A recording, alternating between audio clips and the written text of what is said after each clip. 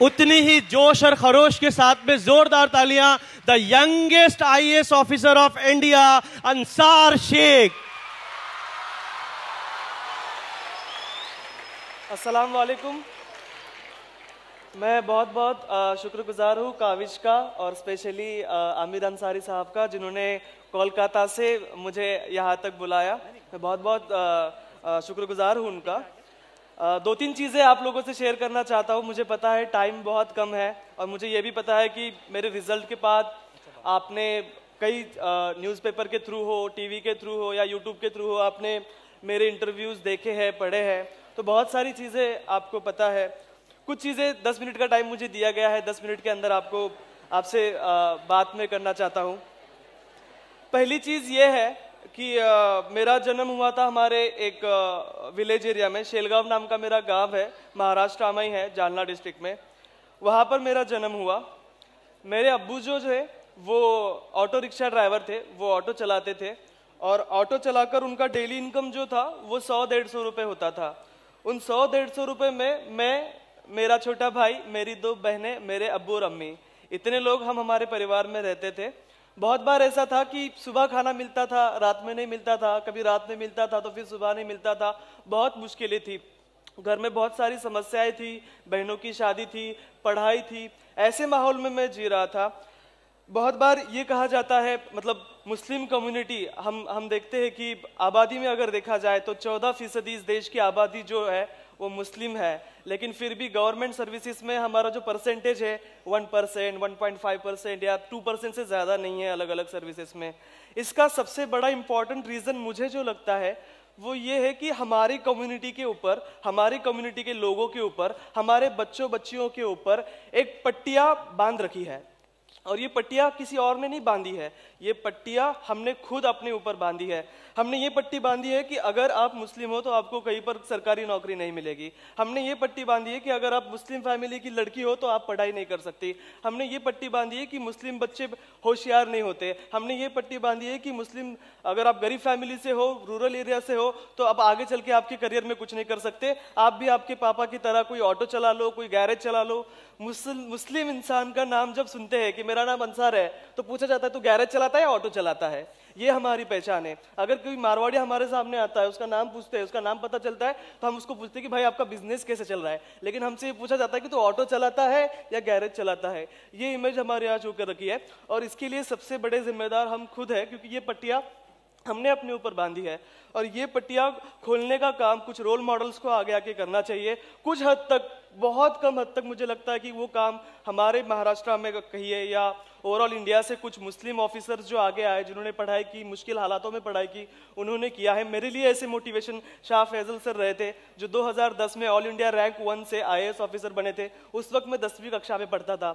मैं काविश फाउंडेशन को शुक्रगुजार हूँ उनका, बिकॉज जब मैं 10वीं में पढ़ता था तब मुझे गाइड करने के लिए कोई नहीं था। मेरी 10वीं की एग्जाम हुई और मैं सोच रहा था कि अब मुझे करियर में क्या करना चाहिए। तो मुझे गाइड करने के लिए एक इंसान बैठा हुआ था। उन्होंने कहा कि अंसार देखो, 10वीं में पढ़े हो तुम, तुम्हारे नंबर अच्छे हैं, स्कूल के टॉपर हो, तो तुम इंजीनियर बन जाओ, साइंस कर लो। मुझे मैथमेटिक्स तो समझ में आती नहीं थी, तो मैंने कहा कि नहीं, मैं नहीं कर पाऊंगा, मुझे आईएएस ऑफिसर बनना है। बोलता कि अरे मुस्लिम तो आईएएस ऑफिसर बनते नहीं है। मैंने कहा शाह फैजल बने ना। अरे वो तो कश्मीर से थे, महाराष्ट्र से कोई नहीं बनता। तो वो मुझे समझा रहे थे और मुझे जो समझाने वाला इंसान था वो 10th में फेल हो चुका था, तो वो मुझे बता रहा था कि तुझे 10th के बाद क्या करना है। लेकिन मैं काफ़ी खुश हूँ कि आपको इतने कम उम्र में इतना अच्छा गाइडेंस यहाँ पर मिल रहा है। पट्टियों की बात जो मैं आपके साथ कर रहा था, मेरी फैमिली में हम एक बीपीएल फैमिली को बिलोंग करते हैं, बिलो पॉवर्टी लाइन की फैमिली। बहुत गरीबी थी हमारे घर में, बहुत हमने मुश्किलें देखी है, खाने को बहुत बार नहीं मिला, घर में झगड़ा होता था, अम्मी अब्बू की फाइट्स होती रहती थी, दोनों बहनों की शादी बहुत जल्दी करा दी गई थी। हमारे यहाँ पर ऐसा होता है कि बच्चा जो होता है उसको एक एसेट की तौर पे देखा जाता है कि बच्चा जब बड़ा होगा, आगे चल के थोड़ा सा कुछ छोटा मोटा काम करेगा गैरेज में किसी, तो घर पे पैसे आएंगे। तो इस हालात में मैं पढ़ रहा था। मेरे घर में एक लौता मैं था जो आगे पढ़ पाया। मेरी 2 बहनें, उनकी जल्दी शादी हो गई, वो नहीं पढ़ पाई। मेरा छोटा भाई वो नहीं पढ़ पाया क्योंकि घर में कमाने वाला कोई चाहिए था। और मैं स्कूल में चूंकि होशियार था तो घर वालों ने डिसाइड किया कि इस एक ही बच्चे को हम पढ़ाएंगे, और उन्होंने मेरी पढ़ाई कंटिन्यू रखी। मेरा छोटा भाई जो मुझसे 2 साल छोटा है, लेकिन मैं उसको मुझसे बड़ा मानता हूँ, क्योंकि उसने 3 साल, जब मैं पूना में पढ़ाई कर रहा था, पूना में बहुत दिक्कतें आई मुझे, मैं बहुत बार भूखा रहा पूना में, लेकिन फिर भी मेरा भाई और मेरे अब्बू रिक्शा चलाकर और मेरा भाई मामा के यहाँ पर काम करके मुझे पैसे भेजते थे मेरी पढ़ाई के लिए। जब मैं आखिरी दौर में था अपने एग्जाम के, जब मैं अपने एग्जाम के आखिरी दौर में था, मुझे कुछ पैसों की जरूरत थी। मैं दो चीजें यहाँ पर सिर्फ बोलना चाहता हूँ।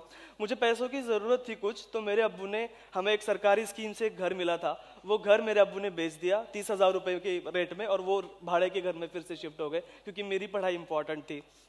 जब मुझे 5,000 रुपए की जरूरत थी, मेरे अम्मी लोगों के खेतों में जाकर काम किया करती थी, तो जब मेरे अम्मी को 5,000 रुपए मुझे बहुत अर्जेंटली चाहिए थे और मेरे पास थे नहीं, भाई के पास भी नहीं थे, अब्बू के पास भी नहीं थे।